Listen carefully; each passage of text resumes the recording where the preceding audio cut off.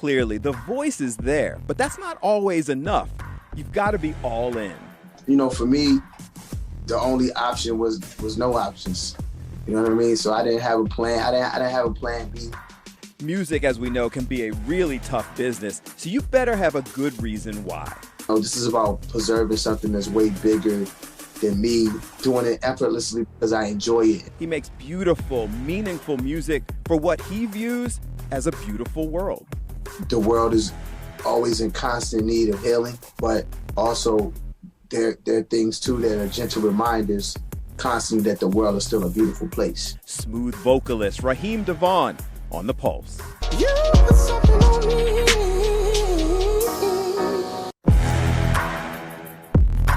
You know what we do every Monday? Talking to all the folks, doing cool things. They're on tour, they're making music, they're making a difference, they're using their voice for good. And today we have one of those people, a multiple Grammy nominee. He's dabbling in and getting into the acting. He's been selling records for years. Has another one out like just now, like just a minute ago. Crooner. We call you that, the king, right? Raheem DeVaughn joins us. How are you? Peace, man. How are you? Good morning. It's interesting how you even got started. So take us back. You come from a musical family. Yeah, I do. My father, late great cellist Abdul Wadud. In fact, we just released an album of his only solo album, which came out in 70.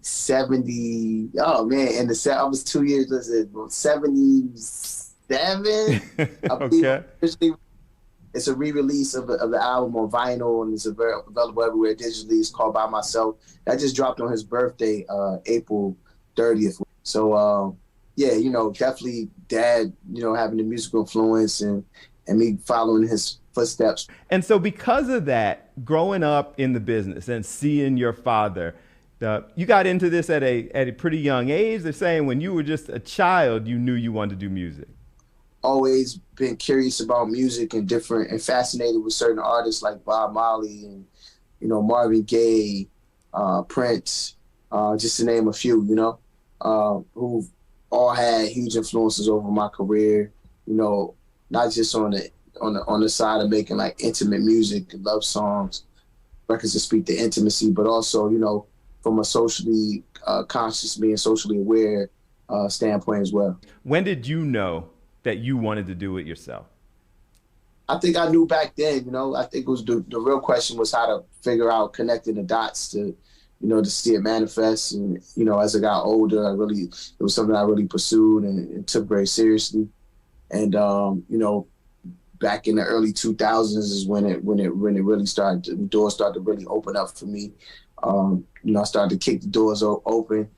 I'd rather say, you know, being part of two different groups locally here in the Washington, D.C. area, Urban Ad 31 and the Crossroads, and then, you know, morphing into becoming a solo artist. And, you know, back in 2002, I did my first deal with Job Records. And the first album, The Love Experience, my solo project, came out in 2005. And it's really been, you know, moving at the speed of light since then. It sounds like you've always been that person. Once you decided to do it, you kind of took ownership of it. You did whatever you had to do. And I guess I'm trying to dig for people who want to be inspired by your story. You just refused to not succeed, kicking down doors, doing independent stuff, whatever it took. You know, for me, the only option was no options. You know what I mean? So I didn't have a plan. I didn't have a plan B or plan C. You know, I was dead set on, you know, this is something I want to do. This is something not only that I want to do, that I'm going to do, you know. And I think it takes a different type of discipline and faith system. You know, it takes knowing who you are and knowing what you want to do versus believing it. And sometimes you ask yourself the why as well. You know, I think that's really important.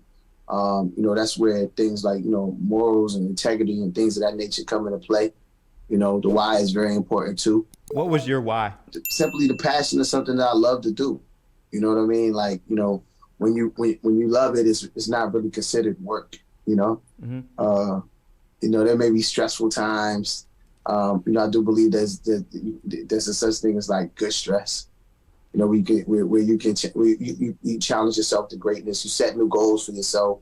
You know, there's always going to be obstacles, and you navigate around it. And you got to also be able to adapt to whatever, you know, comes your way. So you went through the process. You did the underground scene in Washington, D.C. I read about you working at Tower Records or something like that. So doing the work, when did it become, okay, I'm putting in the time, I'm putting in the grind, people are now starting to realize that I actually want to have a career in this? You know, even when I was working at Tower Records, you know, I had independent music out at the time, you know, that I would like kind of direct people to, and they would say like, hey, let's do this out.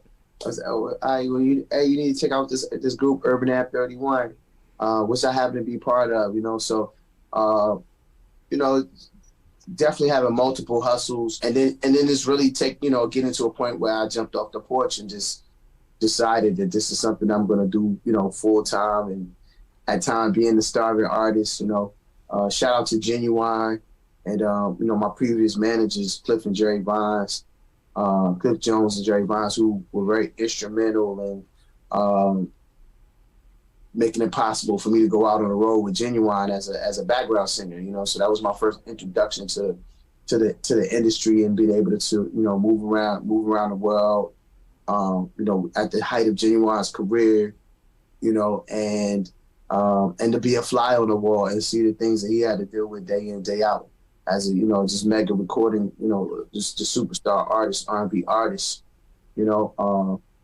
So, you know, that's kind of like boot camp for me as well. And you talked about the days at Tower and touring and Genuine and kind of putting in the work. Have you seen the industry change? Because it seems like you don't have to do it like that anymore. Yeah, I mean, you do, you know. Definitely it's about working, you know, smarter, not harder, through the process of it and the trial and error of it.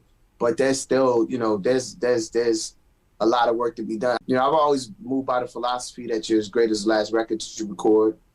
You know, you're great as your last performance, TV performance, what have you. Know, all these things are very important to the existence of not only myself as an artist, but to the culture. And at the end of the day, that's what it's about. It's about preserving the culture of R&B, preserving the culture of soul music, preserving, you know, we're at the 50-year mark of hip hop, which has played a huge influence on culture as a whole, including R&B and soul music. I know it's played a major role for me, you know, as an artist, you know, in the way that I deliver it. You know, this is about preserving something that's way bigger than me, and just in real time,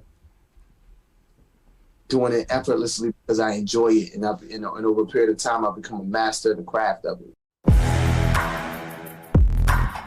Coming up next, it's been a successful, diverse career, but what's most important to him? What do you want people to know you for? Oh man, I want to be known as that Renaissance R&B soul artist, you know, the blueprint for a lot of different things.